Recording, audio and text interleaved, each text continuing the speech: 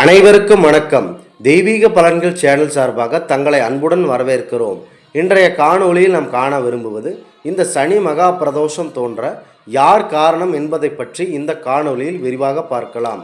வாருங்கள் காணொளிக்கு செல்லலாம். மறக்காமல் ஒரு சப்ஸ்கிரைப் செய்யவும். பிரதோஷத்தின் நாயகன் சிவபெருமான் என்பது மட்டும் நமக்கு தெரியும். அதற்கு பின்னர் நடந்த சில நிகழ்வுகள் இங்கே. மிகுந்த செல்வ வளம் அதிகமாக கொண்ட தேவேந்திரன் அவர்கள் ஐராவதம் என்ற வெள்ளை நிற பெரிய யானையின் மீது அமர்ந்து கொண்டு உலா வந்து கொண்டிருந்தார்.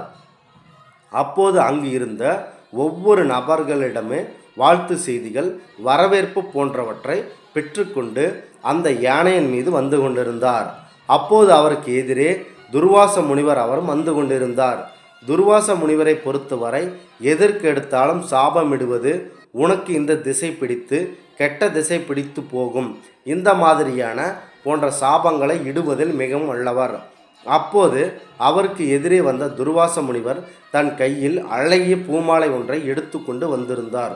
அப்போது தன்னை கடக்கின்ற தேவேந்திரன் அவர்களை பார்த்து, உங்களுக்காக ஒரு பூமாலை ஒன்றை எடுத்து கொண்டு வந்திருக்கிறேன், அன்புடன் வாங்கி கொள்ளுங்கள் என்று சிரித்த முகத்துடன் அந்த பெரிய பூமாலையை தேவேந்திரன் அவர்களுக்கு கொடுத்துள்ளார்.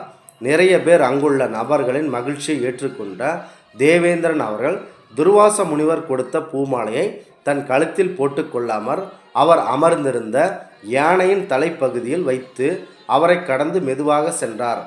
அதனை கண்ட துர்வாச முனிவர், நாம் இவ்வளவு அன்பாக ஒரு பூமாலையை கொடுத்தோம், ஆனால் இந்த தேவேந்திரன் இதை மதிக்காமல் சென்று விட்டதாக மனதில் நினைத்து கொண்டார். அப்போது யானையின் தலை மீது அவர் கொடுத்த துர்வாச முனிவர் கொடுத்த பூமாலை கீழே விழுந்தது. அந்த யானையானது அந்த பூமாலையை தன் காலால் மிதித்து தும்பிக்கையால் பிச்சு எறிந்தது. அதை கண்ட துர்வாச முனிவர் மிகவும் கோபமடைந்தார். தேவேந்திரா, சில நேரம் இங்கே நில் என்று கூறி, நீ செல்வத்தில் மிகுந்த செல்வம் படைத்த செல்வந்தனாக இருக்கலாம், உன்னுடைய செல்வங்கள் மிகவும் இன்னும் அதிகமாக வேண்டுமென்று பரம்பொருள் லட்சுமி தேவி அவர்களை நான் வேண்டிக் கொள்கிறேன். ஆனால் நீ இந்த மாதிரியான ஒரு செயலை நீ செய்திருக்க வேண்டாம். அவர் கொடுத்த பிரசாதமாக இந்த பூமாலை அவரிடமிருந்து நான் எடுத்து வந்துள்ளேன். ஆனால் அந்த பூமாலையை அவமானப்படுத்தி பிச்சு எறிந்து விட்டாய். என் செல்வ செழிப்பில் ஆணவம் தலைக்கேறி நீ இந்த செயலை செய்தாயோ, உன்னுடைய அனைத்து செல்வங்களும் உன்னை விட்டு உடனே இந்த நிமிடமே அனைத்தும் அழிந்து போகட்டும் என்று கடுமையான சொற்களால் சாபமிடுகிறார். இதனை கண்ட தேவேந்திரன் அவர்கள் நிலையுழந்து போய் நிற்கிறார். செய்து கொஞ்ச நெஞ்ச நேரத்திலேயே அவர்தான் அனைத்து செல்வங்களும் காற்றோடு காற்றாய் அனைத்தும் கரைந்து விடுகிறது.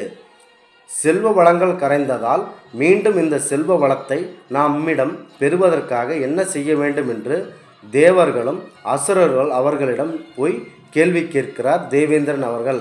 அனைவருக்குமே தெரிந்தது ஒன்றுதான், திருப்பார்கடலை கடைந்தால் மட்டுமே அதில் உள்ள செல்வ வளம் மீண்டும் தன்னிடம் கிடைக்கும் என்ற ஒரு உண்மையை உணர்கிறார் தேவேந்திரன்.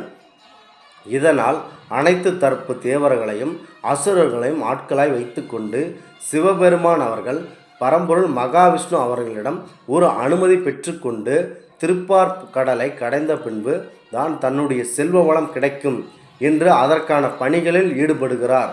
முதலில் திருப்பார்கடலை கடையும் போது தேவர்களுக்கும் அசுரர்களுக்கும் கண்ணில் கிடைத்த அனைத்து ஒட்டுமொத்த மூலிகைகளும் திருப்பார்கடலில் கலந்து திருப்பார்கடலை கடைய ஆரம்பித்தனர்.